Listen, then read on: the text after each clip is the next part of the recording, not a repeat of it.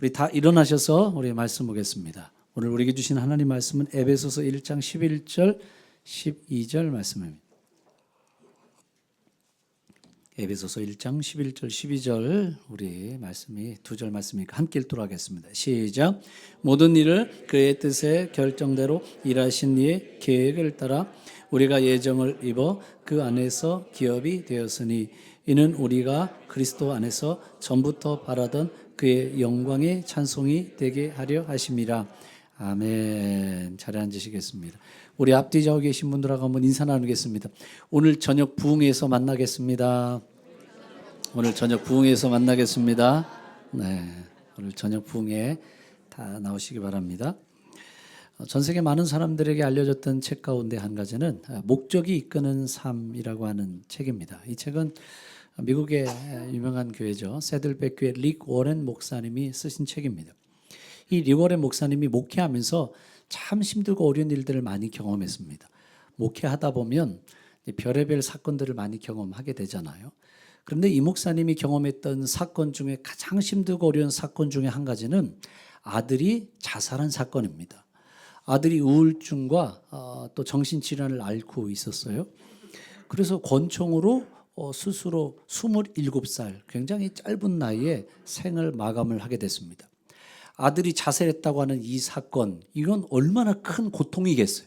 큰 고통이고 아픔이고 상처가 될 수밖에 없습니다. 그래서 목회가 참 어려웠다는 이야기를 하세요. 주변에서 목사님을 위로해 주는 분도 있지만 한편으로는 비난하고 조롱하는 사람들도 있었습니다. 목사님에게 이런 이야기를 하는 거예요. 아니 목사님, 자녀 교육을 어떻게 했길래 목사님 아들이 자살을 했어요? 이런 이야기를 하는 사람도 있습니다. 또 아니 아들 교육도 제대로 시키지 못하는 목사님 밑에서 우리가 뭐 들을 게 있겠습니까? 이렇게 아픔과 상처, 비난한 이야기들을 하는 사람도 있더라는 거예요. 그래서 그런 일들을 경험하고 나니까 목회가 너무 힘들었다는 거예요. 목회를 그만둘까? 목회를 그만두고 싶은 생각도 들었고 강단에 올라서서 설교하는 게 힘들었다라는 거예요. 쉽지 않은 거죠.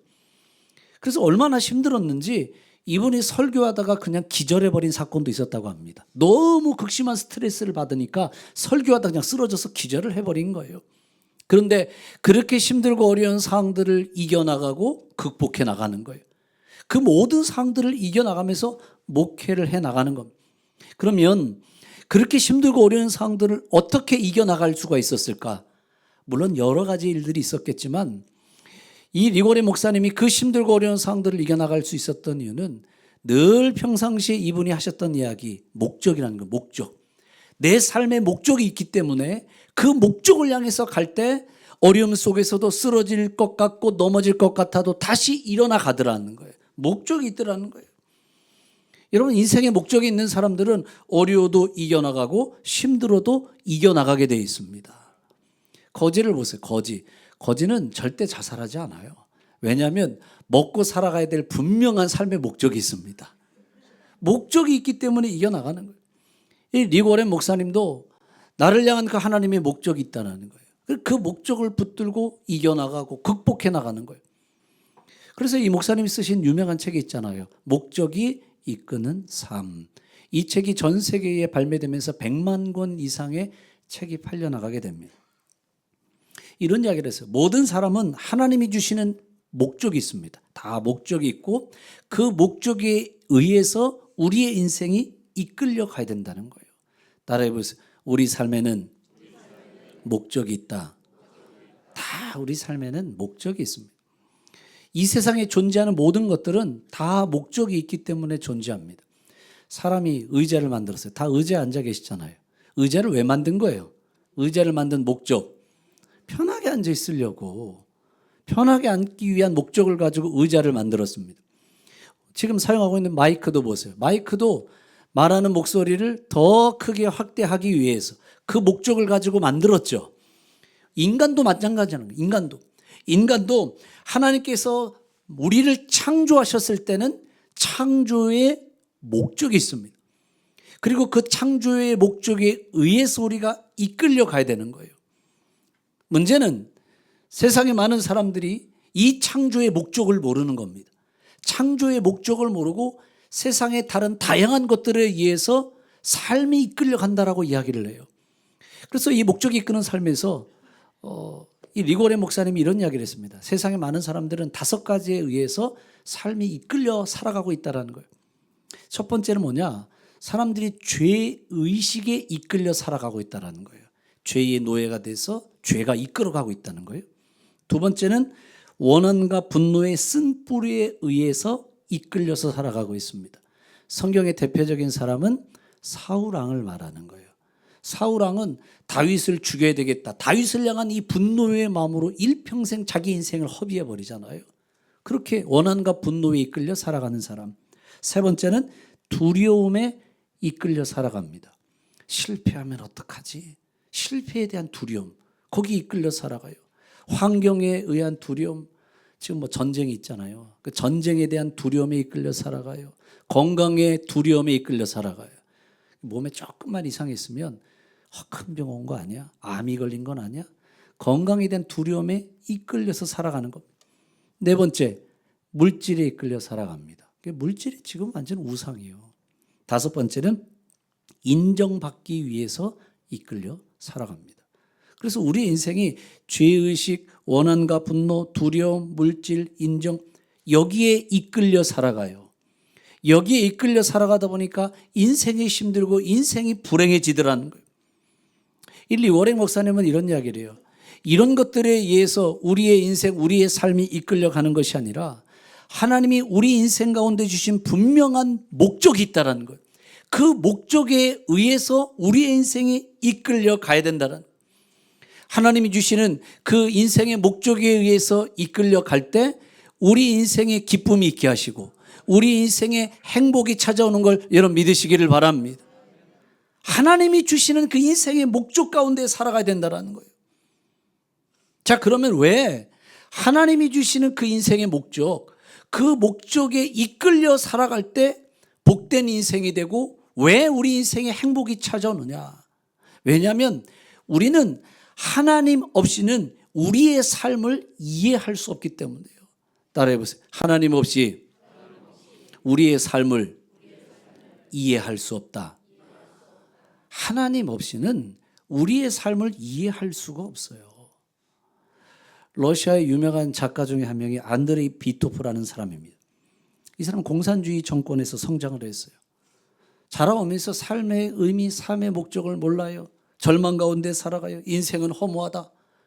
그런데 지하철을 타고 가다 자신 앞에 보여지고 있는 이 짧은 문장 하나를 보고 큰 감동을 받고요. 그 짧은 문장 하나가 이 사람의 인생을 송두리째 바꿔버리게 됩니다. 그때 그분이 이런 고백을 해요. 나는 레닌그라드 지하철을 타고 있었다.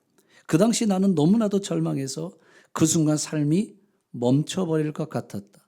나의 미래는 통째로 없어지는 것 같았다. 삶의 의미는 생각조차 할 수 없었다. 그때 갑자기 한 구절이 눈에 띄었다. 하나님 없이는 삶을 이해할 수 없다. 하나님 없이는 삶을 이해할 수 없다는 거예요. 그런데 단순한 이 문장 하나가 그의 삶을 완전히 바뀌어져 버렸습니다. 왜 하나님 없이는 삶을 이해할 수가 없을까? 오늘 말씀 보세요. 에베소서 1장 11절 우리가 읽었던 말씀에 이렇게 이야기합니다. 모든 일을 누구의 뜻대로 된 거예요? 하나님의 뜻이라는 거예요. 모든 것이 하나님의 뜻대로, 그리고 모든 것이 하나님의 계획대로. 모든 뜻과 계획이 어디 안에 있어요? 하나님 안에 있는 거예요. 모든 뜻, 모든 계획, 모든 예정하신 것이 하나님의 뜻에 안에 있어서 우리가 그분 안에서 기업이 되었다라는 거예요. 골로새서 1장 16절 말씀도 보세요. 골로새서 1장 16절 만물이 누구에게서 창조됐을까요? 하나님이라고 말하잖아요. 하나님에게서 창조되었고 하늘과 땅에 보이는 것들과 보이지 않는 것들과 혹은 왕권들과 주권들, 통치자들, 권세들이 만물이 다 그로 말미암고 그를 위하여 하나님을 위해 창조됐다. 잘 생각을 해보세요. 모든 뜻과 계획이 하나님 안에 있습니다. 모든 창조를 하신 것은 하나님이십니다. 그러면 그 안에는 나도 포함되는 거예요. 나도 그 안에 포함되어 있고 내 인생의 모든 뜻과 계획도 누구 안에 포함되어 있어요? 하나님 안에 다 있는 거예요. 그래서 하나님 없이는 우리의 삶을 이해할 수 없고 우리 인생의 모든 목적도 하나님 안에서 발견할 수 있습니다. 여러분 아멘이십니까? 모든 인생의 목적이 하나님 안에서 발견되는 거예요. 이 리고레 목사님은 목적이 이끄는 삶에서 우리 인생의 목적을 하나님 안에서 발견해야 됩니다. 그 이유를 5가지를 이야기했어요. 먼저 첫 번째, 우리 인생의 목적을 하나님 안에서 발견해야 되는 이유. 왜냐하면 삶의 의미를 찾게 한다는 거예요. 하나님 안에서 인생의 목적을 발견하면 삶의 의미를 찾게 되고 우리의 삶이 단순해지고, 세 번째, 초점 맞춘 삶을 살게 된다. 돋보기를 보세요. 돋보기가 초점이 한가운데로 모여지면 열이 발생해요. 에너지가 나온단 말이에요. 하나님이 주시는 그 목적에 우리가 초점을 맞추면 능력이 나타나요. 그래서 하나님이 주시는 그 삶의 목적대로 살아가야 되는 거예요. 네 번째는 삶의 동기가 유발되고 영생을 준비할 수 있다. 그래서 여러분, 우리가 살아가는 데는 삶의 목적이 있어야 되고요. 그리고 그 모든 삶의 목적은 하나님 안에서 발견할 수 있어야 됩니다. 하나님이 우리를 향한 삶의 목적이 있습니다. 아멘이십니까? 우리를 향한 하나님의 목적이 있어요. 그리고 그 목적 가운데 이끌림을 받아야 돼. 하나님 안에서 발견된 그 삶의 목적으로 우리가 이끌림을 받을 때 우리의 인생이 복된 인생이 되게 하시고 우리 인생의 삶의 의미를 발견하게 하십니다. 그러면 우리를 창조하신 창조의 목적은 무엇이고 또 하나님 안에서 발견한 그 목적에 의해서 이끌림 받아야 되는데 과연 그게 뭘까요? 그게 뭘까요? 이 리고네 목사님은 목적이 이끄는 삶에서 5가지를 이야기하고 있어요. 첫 번째, 하나님이 우리를 창조하신 창조의 목적이 뭐냐? 우리는 예배를 통해 영광을 돌린다. 그러니까 우리의 창조의 목적은 하나님께 영광을 올려드리라는 거예요. 그런데 그 영광을 올려드리는 우리의 삶에 이끌어가는 목적이 뭐냐? 5가지. 첫 번째는 그게 예배라는 거예요. 두 번째, 우리는 다른 믿는 사람들을 사랑함으로써 영광을 돌린다. 교제. 세 번째, 우리는 그리스도를 닮아감으로 영광을 돌린다. 성장. 네 번째, 우리는 은사로 다른 사람을 섬김으로 영광을 돌린다. 사역. 5번째, 우리는 다른 사람들에게 하나님에 대해 말함으로 영광을 돌린다. 전도. 그러니까 우리를 창조하신 목적은 하나님께 영광을 돌리기 위해서이고, 그리고 그 하나님께 영광을 올려드리는 5가지가 뭘까요? 5가지가 예배, 교제, 성장, 사역, 전도라는 거예요. 한번 따라해 보겠습니다. 예배, 교제, 성장, 사역, 전도. 목적이 이끄는 우리의 삶 5가지가 바로 이거예요. 예배, 교제, 성장, 사역, 전도. 우리의 삶의 이 목적들이 우리를 이끌어 가야 되는 겁니다. 그래서 우리가 앞으로 이 5가지 이야기들을 살펴보려고 하는데, 오늘 첫 번째 시간 예배에 대한 이야기. 예배를 통해서 하나님께 영광을 올려드리고, 그리고 예배가 우리의 삶을 이끌어 가야 됩니다. 우리가 살아갈 때 인생의 풍부함이 있고 넉넉함을 느껴질 때가 있습니다. 무슨 일을 해도 쉽게 넘어가는 거예요. 그런데 우리 인생에 풍요함이 있고 모든 일을 해도 쉽게 넘어갈 수 있는 그 비결이 어디 있느냐? 예배에 있는 거예요. 예배가 살아나면요, 인생에 풍부함이 있어요. 예배가 사라져요, 인생의 메마름이 찾아오게 돼 있어요. 그래서 고난이 있고 어려움이 있어서 예배가 사라지는 게 아니라 예배가 사라졌기 때문에 인생의 어려움이 찾아오는 거예요. 틀림없습니다. 예배가 살아나면요, 내 영이 살아나요. 예배가 사라져요, 내 영이 메말라 갑니다. 나무를 보세요. 나무가 보기에는 참 괜찮아 보이는데 나중에 시간이 지나면 나무가 시들해져서 죽어갑니다. 이유가 어디냐면 뿌리에 문제가 있는 거예요. 뿌리가 썩어가는 거예요. 그래서 우리의 영혼도 마찬가지예요. 우리는 육적인 것만 존재하는 게 아니라 영이 존재하게 돼 있어요. 영이 말라가면요, 우리의 주변의 모든 게 다 말라가게 돼 있어요. 우리의 영혼이 말라가면 우리의 가정이 말라가고, 우리의 영혼이 말라가면 우리의 직장 생활이 모든 게 다 말라가게 돼 있어요. 영혼이 살아나야 되는 거예요.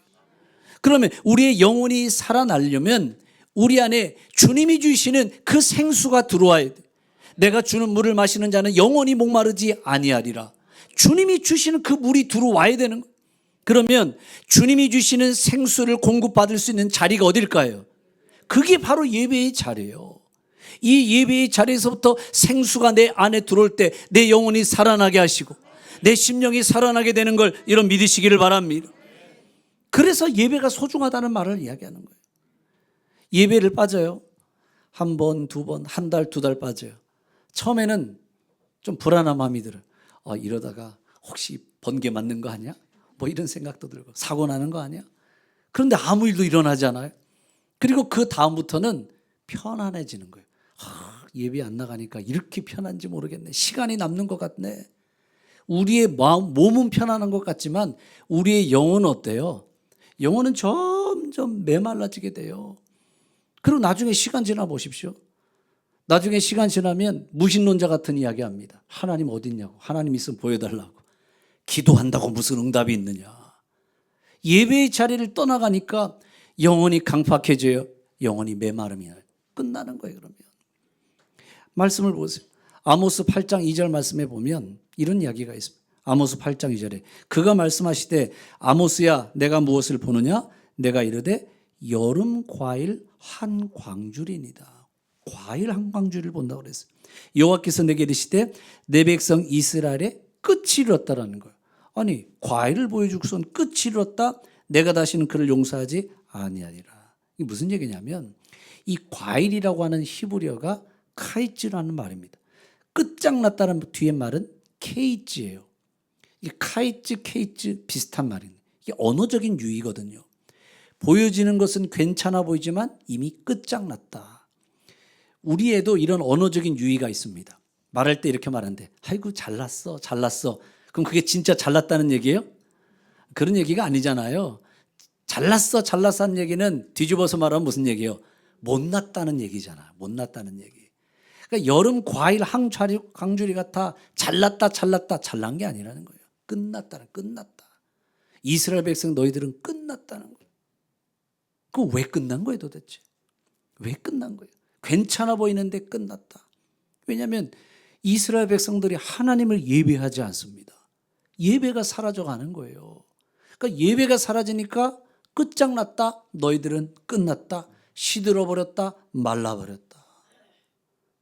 예배가 사라지는 순간 메말름이 찾아온다는 거예요. 여러분 그래서 우리의 영혼이 살아나기 위해서는 날마다 이 예배에 대한 사모함이 있어야 돼요. 건강을 위해서도 좋은 걸 찾아 먹지요. 운동도 하죠. 건강을 위해서는 그렇게 하는데 우리의 영혼을 위해서는 왜 우리가 아무것도 안 하냐라는 거예요. 내 영혼이 잘 되고 범사가 잘 되기를 내가 원하노라. 먼저 뭐가 잘 돼야 돼요? 영혼이 잘 돼야 돼요. 영혼이. 그러려면 우리의 삶의 중심에 예배가 있어야 되고 예배가 살아나야 되고 예배가 우리의 삶을 이끌어 가야 되는 겁니다. 날마다 이 예배의 자리를 사모하십시오. 예배의 자리를 지켜갈 수 있기를 주님의 이름으로 축복합니다. 예배 사모해야 돼요. 이스라엘 백성들이 바벨론 포로로 끌려갑니다. 70년 동안 살아가요. 그런데 예배하고 싶어도 예배할 수가 없잖아요. 그때 이스라엘 백성들의 그 마음을 잘 이야기한 내용이 있어요. 시편 137편 1절 말씀 보세요. 시편 137편 1절 읽어보겠습니다. 시작. 우리가 바벨론의 여러 강변 거기 앉아서 시온을 기억하며 울었다 그래서 울었다. 시온이라는 것은 이스라엘 땅을 얘기하잖아요. 우리가 그 이스라엘 예루살렘에 있을 때 하나님께 제사하고 예배했는데 지금은 제사할 수 없어요. 예배가 사라졌어요. 그러니까 그게 얼마나 사모하는지 몰라요. 영국의 청교도들이 메이플라워 배를 타고서 신대륙으로 건너갑니다. 신대륙으로 건너갔던 이유가 어디에 있어요? 그들이 신앙의 자유를 찾아서 예배의 자유를 찾아서 그래서 떠나가는 거죠. 북한에 있는 지하교회 성도들이 그런 이야기를 하더라고요. 정말 간절한 기대와 소망이 뭐냐?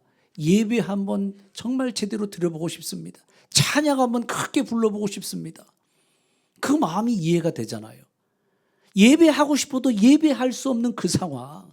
얼마나 예배를 드리고 싶은가. 예배에 대한 사모함이 있어요. 간혹 이슬람 지역에서 사역하시는 선교사님들이 한국 교회에 오셔서 같이 예배 드릴 때 어떤 분들은 참 우는 분들이 있어요. 엉엉 예배 끝날 때까지. 그래서 제가 물어봤어요. 아니 선교사님 왜 이렇게 자꾸 우세요? 물어봤어요. 그런데 그분이 그런 이야기를 하시는 거예요.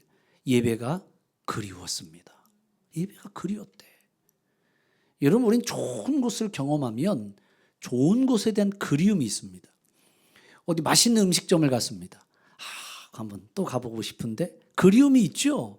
맛있는 걸 먹었을 때에 대한 그리움이 있단 말이에요. 좋은 장소를 가서 봤습니다.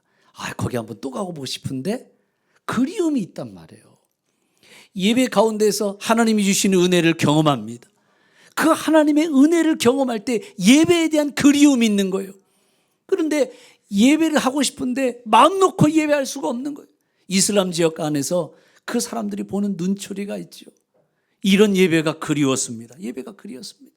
예배에 대한 사모함이 있는 거예요. 그런데 그 예배의 사모함을 가지고 나올 자, 그 가운데 하나님의 기름 부으심이 있죠. 그 가운데 하나님의 임재를 경험하게 하시죠. 은혜를 받게 하시죠. 그 영혼이 살아나는 거예요. 여러분 이 예배를 사모하십시오. 예배를 통해서 하나님의 그 임재를 경험하고 예배를 통해서 우리 안에 영혼의 심장이 다시 뛸 수 있기를 주님의 이름으로 축복합니다. 우리가 요한계시록 이제 강해도 지난 금요일 날 마쳤는데 요한계시록의 내용도 보세요. 요한계시록에 나온 내용은 앞으로 미래에 대한 심판에 대한 이야기이기도 하지만 요한계시록의 전체 통전적인 이야기를 보면 가장 중요한 핵심은 예배에 있는 거예요. 예배. 요한이 보았던 그 환상을 보면 그 천상의 24장로들이 자기의 면류관을 벗어서 보좌 앞에 드리며 이렇게 이야기합니다. 찬송과 존귀와 영광을 받으시기에 합당하신 어린 양께 이렇게 고백을 한단 말이에요. 천상에서의 예배의 모습을 보여주고 있어요. 그러면 그것이 천상에서의 예배뿐만 아니라 지금 오늘 우리 예배도 마찬가지예요. 오늘 우리가 드려지는 이 예배는 천국의 모형인 겁니다. 천국의 모형이 바로 예배라는 거예요. 그래서 이 예배의 자리에서 하나님께 영광을 올려드리고 이 예배의 자리에서 하나님을 경배하게 하시고 예배는 천국의 모형이라는 거예요. 마지막 시대에 최후 승리가 교회에 있다고 이야기합니다. 왜 마지막 시대 최후 승리가 교회에 있을까요? 교회에 예배가 있기 때문에. 예배가 있기 때문에 최후 승리가 교회에 있는 거예요. 한 시대의 영광과 한 시대의 전성기가 언제 일어나느냐? 예배가 부흥할 때. 틀림없어요. 예배가 부흥하면 그 시대의 영광과 전성기가 찾아오게 되어 있습니다. 전 세계적으로 부흥이 일어났던 때를 보세요. 다 부흥이 일어났던 때를 보면 성령의 강력한 역사와 더불어 예배가 살아나잖아요. 예배가. 우리나라 평양 대부흥운동이라고 그랬어요. 사실 정확히 말하면 운동은 아니죠. 운동은 아니잖아요. 평양 장대현 교회 예배의 부흥이 일어나는 거예요. 예배가 회복되고 예배의 부흥이 일어나자 사람들이 예배에서 은혜 받고 나가서 복음을 전해요. 그리고 사람들이 다시 예배의 자리로 몰려들잖아요. 결국 여러분 내 인생의 부흥도 예배가 나를 이끌어갈 때 일어나고 교회의 부흥도 예배가 교회를 이끌어갈 때 그때 교회 안에 부흥의 역사가 일어나게 돼 있어요. 교회 안에 방과후 교실도 합시다. 문화센터 합시다.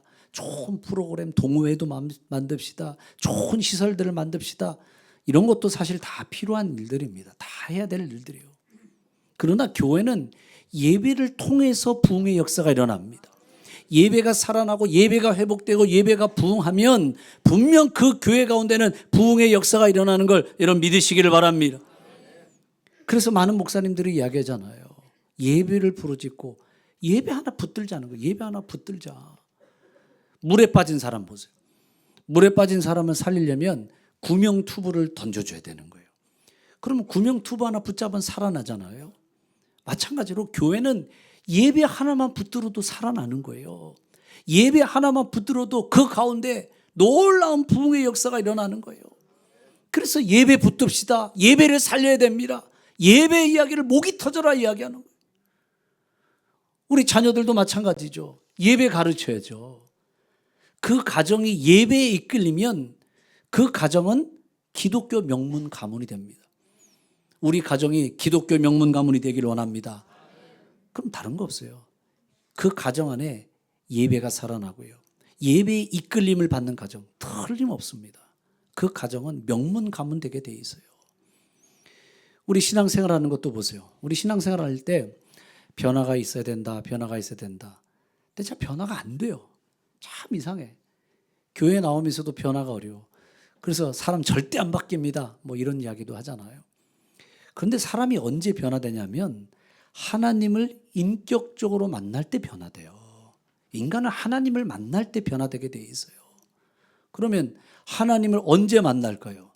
바로 이 예배의 자리예요. 예배의 자리, 예배의 순간에 내가 하나님을 만나게 돼 있어요. 그런 의미에서 본다면 여러분 예배 드릴 때 대충 건성으로 드리지 마세요. 예배를 드릴 때 형식적으로 습관적으로 왔다 돌아가니까 하나님을 만나지 못하는 거예요. 제대로만 한번 예배를 드려보시라고. 제대로만 한번 예배를 드리면 오늘 그 하나님을 인격적으로 만나게 하십니다. 하나님이 나에게 찾아오시게 돼 있어요. 그래서 우리가 예배에 집중해야 되고 정말 제대로 된 예배 가운데에 우리가 설 수 있어야 돼요. 삭개오 보세요. 예수님 만나니까 변화되잖아요. 그리고 삭개오가 이런 얘기를 하는 거예요. 예수님, 내가 소유의 절반을 가난한 사람들에게 나눠주겠습니다. 남의 것을 속여 빼앗은 것이 있으면 네 갑절이나 해서 갚아주겠습니다. 예수님 만나니까 변화되잖아요. 이 예배의 자리는 주님을 만나는 자리입니다. 주님을 인격적으로 만나면 변화의 역사가 있는 걸 여러분 믿으시기를 바랍니다. 그리고 그 교회가 부흥하는 거예요. 칼 조지라고 하는 교회 성장학자가 이런 이야기를 했어요. 앞으로의 교회는 메타 교회가 될 때 그 교회가 부흥한다고 그랬습니다. 메타 교회가 될 때. 메타라는 말이 이 변화라는 말이거든요. 교회가 변화돼야 된다는 거예요. 그러면 교회가 어떻게 변화될 수 있겠어요? 예배 가운데 주님을 만나면 변화의 역사가 일어나게 돼 있어요. 그래서 예배가 중요하고 예배의 자리를 사모하고 예배가 우리를 이끌어 가야 됩니다. 그게 우리의 삶의 목적이라는 거예요. 그리고 이 예배의 자리에서 주님을 만나잖아요. 그런 그 순간에 영적인 감각들이 다 살아나는 거예요. 이런 말을 해요. 화인 맞은 양심이라는 말을 합니다. 화인 맞은. 화인 맞았다는 건 불로 지짐받았다는 얘기예요. 이 피부가 화상을 입게 되면 이 피부에 이 감각을 잃어버리게 돼 있습니다. 그렇잖아요. 다 타버리면 감각을 잃어버리게 돼 있단 말이에요. 우리의 마음이 화인 맞았다, 불로 지짐받았다. 이제는 이 우리의 마음의 영적인 감각을 전부 다 잃어버린 거예요. 그런데 주님을 만나는 그 순간에요, 우리의 영적인 감각들이 다시 살아나게 돼 있어요. 탕자의 비유를 보면 탕자가 허랑방탕하게 떠나 살아갈 때 그가 깨닫고 다시 돌아옵니다. 그 말씀은 성경은 이렇게 이야기하고 있어요. 이에 스스로 돌이켜 깨달아. 이런 표현을 하고 있습니다. 이에 스스로 돌이켜 깨달았다. 근데 그 원래 원어의 의미도 그렇고 영어 성경에도 그렇고 그 말이 참 우리 개역개정 성경보다 오히려 그 말이 더 맞는 것 같아요. 그의 몸의 감각이 살아났다. 이렇게 표현하고 있어요. 이에 스스로 돌이켰다가 몸의 감각이 살아났다. 감각이 회복됐다. 영적인 감각들이 다시 살아나는 거예요. 예배의 자리에서 내가 주님을 만나요. 주님을 만나면 내 안에 있는 강팍함이 무너지게 돼 있습니다. 내 안에 가지고 있는 영적인 감각들이 살아나게 됩니다. 그래서 변화가 일어나는 거예요. 우리 공주교회 성도들이 예배의 자리에서 주님을 만나고 영적인 감각들이 다 살아날 수 있기를 주님의 이름으로 축복합니다. 말씀에 보면 느헤미야 8장 10절 말씀에도 보세요. 느헤미야 8장 10절에 이렇게 이야기합니다. 느헤미야가 그들에게 이르되 너희는 가서 살찐 것을 먹고 단 것을 마시되 준비하지 못한 자에게는 나누어 주라. 그다음 말씀 잘 보세요. 이 날은 우리 주의 성일이다. 주님의 날이라고 그랬어요. 주님의 날. 여기에 성일이란 말이 있죠. 이 성일이란 말이 히브리어로 카도시라는 말인데 카도시 말이라는 말은 거룩이란 뜻이에요. 거룩. 주의 날이다. 이 주님의 날은 거룩한 날. 이 주님의 날은 구별된 날이다. 그런데 이 주님의 날, 그 다음 뒤에 말씀을 보세요. 이 주님의 날, 거룩한 날, 구별된 날에는 근심하지 마라. 그 다음 여호와로 인하여 기뻐하는 것이 너희의 힘이니라. 주님의 날은 어떤 날이냐? 주님을 만나는 날. 오늘 이 주님의 날, 예배하는 날은 주님으로 인해서 기뻐하는 날. 그런데 주님으로 인해서 기뻐하는 것이 힘이라고 그랬어요. 주님으로 인해서 기뻐하는 게 능력이라고 그랬어요. 이 예배의 자리에서 주님 만나고 주님으로 인해서 기뻐하십시오. 그것이 우리에게 힘과 능력 되는 걸 여러분 믿으시기를 바랍니다. 목사님들도 만나보면요, 참 어떤 목사님들은 막 능력 있게 목회하는 목사님도 있고, 어떤 목사님들은 힘겹게 목회하는 목사님들이 있더라고요. 근데 그 차이가 어디서 날까 가만히 제가 살펴봤어요. 봤더니 차이가 바로 거기에 있더라고요. 기쁨으로 목회하는 분들은요, 참 능력 있는 목회를 해요. 기쁨으로 하면. 기쁨을 잃어버리면요, 힘겹게 목회를 해요. 이거는 뭐 교회 크기하고 상관없더라고요. 교회가 아무리 커도 기쁨이 없으면요, 힘겹게 목회하는 거고요. 개척한 지 20년이 되는데 몇 명 모이지도 않아요. 그런데도 기쁨으로 목회하면요, 그 목회가 능력 있는 목회하더라고요. 우리 같으면 그러잖아요. 아이고, 저 교회 몇 명 되지도 않고 부흥도 못해서 저 어떻게 할까 뭐 그런 생각을 하잖아요. 근데 아니더라고요. 기쁨으로 목회를 하느냐, 기쁨으로 목회를 하지 않느냐, 거기에 큰 차이가 있더라고요. 그런데 몇 명 모이지도 않아요. 예배할 때마다 그 하나님을 만나고 그 하나님의 영광의 기름 부으심이 주어지고, 그러니까 막 기쁨이 있는 거예요, 이 목사님이. 그 기쁨이 있으니까 목회를요, 정말 능력 있게 그래도 다 하더라고요. 중요한 거는 뭐예요? 이 예배의 자리에서 주님을 만나고 그리고 주님으로 해서 기뻐할 수 있는 거, 그게 힘이고 능력돼요. 변의 산에서 베드로가 예수님이 변화된 모습을 보자 너무 좋은 거예요. 그래서 이야기하잖아요. 예수님 여기서 초막셋을 짓고 살았으면 좋겠습니다. 그 기쁨과 영광을 경험하니까 거기를 떠나기 싫은 거예요. 오늘 우리 공주교회 예배가 이 변화산의 사건 되길 주님의 이름으로 축복합니다. 여기서 주님을 만나십시오. 주님을 통해서 기뻐하십시오. 그것이 우리에게 힘과 능력 되는 걸 믿으시기 바랍니다. 예배가 바로 그런 거예요. 야곱을 보세요. 야곱이 외삼촌 라반의 집에서 라헬을 위해서 7년 동안 고생을 해요. 그런데 7년을 수일처럼 여겼다, 그렇게 말했습니다. 라헬이 얼마나 좋은지, 라헬 때문에 갖게 된 기쁨이 있어요. 그 기쁨 때문에 7년을 수일처럼 여겼다. 만약 그런 여자가 내 옆에 있다고 생각해 보세요.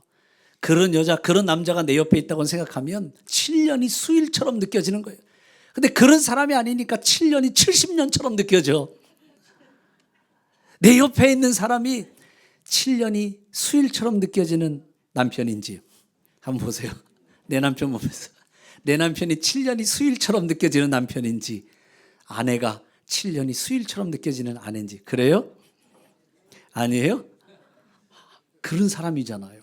그러니까 그 시간들이 얼마나 짧게 느껴져요. 예배를 생각해 보세요. 예배가 얼마나 좋은지 이 예배 1시간이 1분처럼 느껴져. 여기 찬양대만 하면 넣었어. 앉아있는 다 아니야. 예배 드리는 1시간이 막 1분처럼 느껴지는 거예요. 왜 그렇습니까?